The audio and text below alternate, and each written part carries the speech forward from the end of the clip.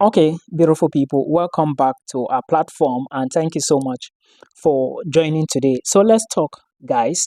This information is going to go to those, especially those of you who want to migrate next year, okay, to join us in the EU.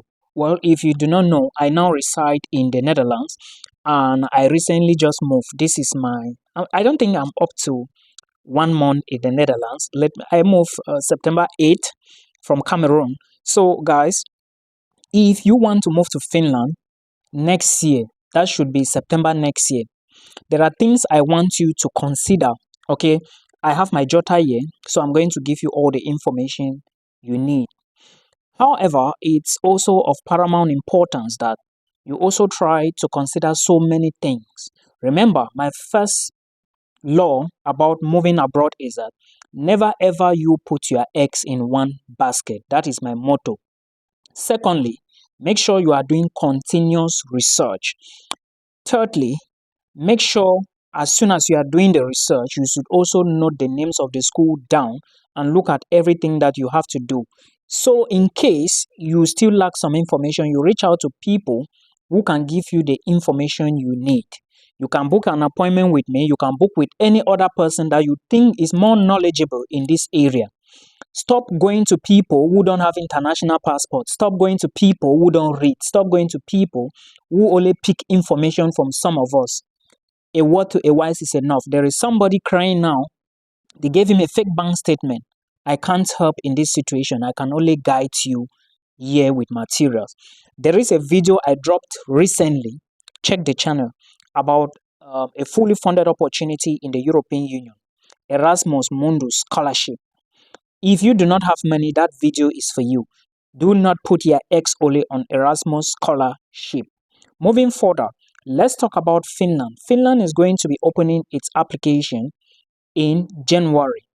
Now, recently there was an application cycle, but many people didn't know because they didn't check. I have videos about them for those who want to move to Finland, right?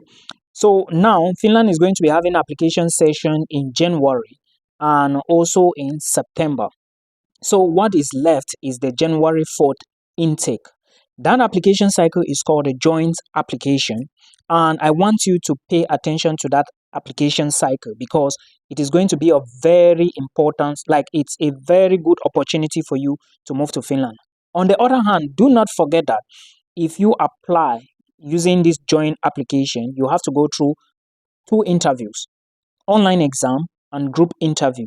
Okay. And of course, all those things will be explained later.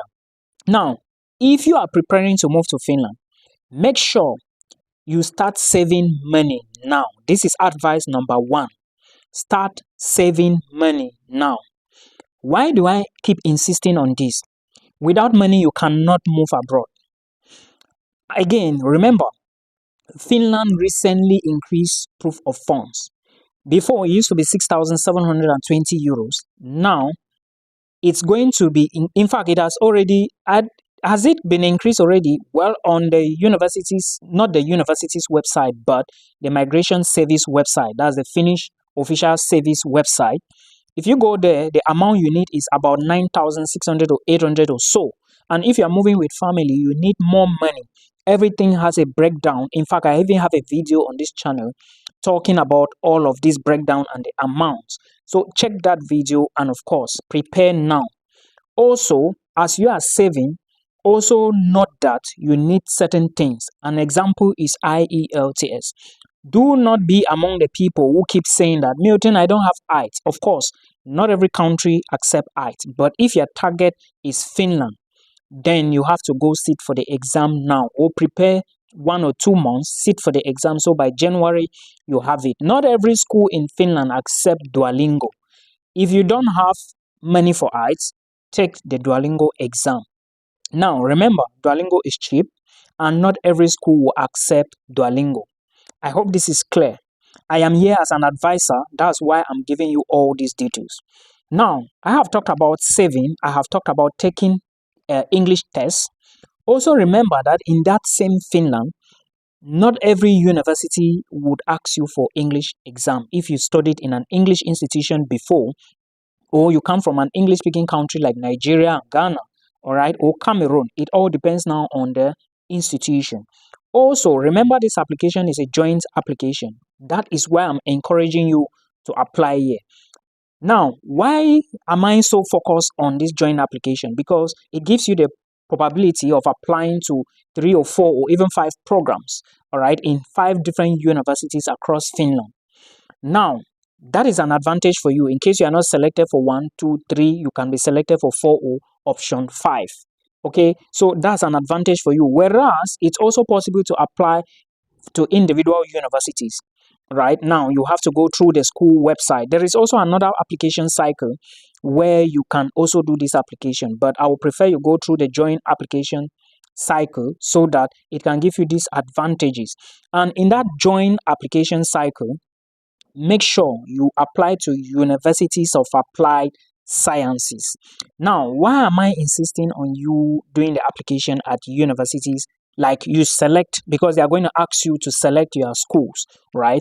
When you are picking the programs, pick for University of Applied Sciences, because these schools are somehow cheaper. That's the first advantage.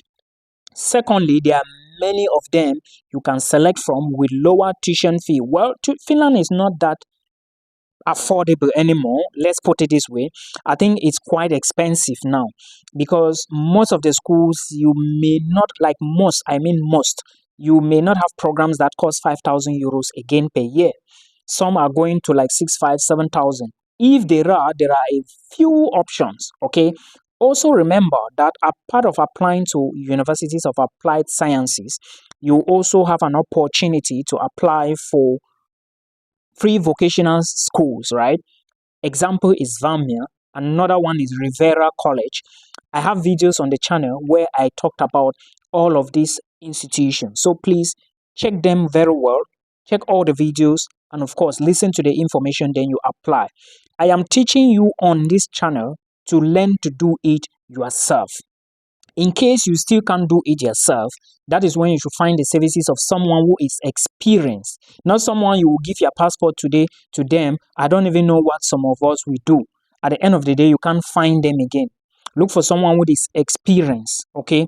So that is my advice for you. I'm not always free all the time, so some things I cannot do. I'm in school. Now, remember, University of Applied Sciences also have another opportunity. They also have this advantage of scholarship. Now, what do I mean here? Let's break it down. Applied science universities have early bird scholarship. What is early bird? Early bird means that when you are getting admissions or when you are given an admissions letter, you will be asked to pay your tuition within a particular time frame. Now, if you pay within this time, you are going to be, some schools will take out 500 euros from your tuition, like give you as cadeau for paying early. Now, some will say that when you enter into Finland and study and achieve or get at least some certain ECTS credit units, they will now consider you. Some will say you will have to apply. Okay, so Finland that's what the advantage of University of Applied Sciences. Then other schools also, which are not applied science universities, they also have scholarships. Like I think Tampere University and the Toku University, they also have scholarship, but their own tuition is right up there. So even if they are giving you 4,000 or 3,000 scholarship, you will still need to pay more money. Do you understand?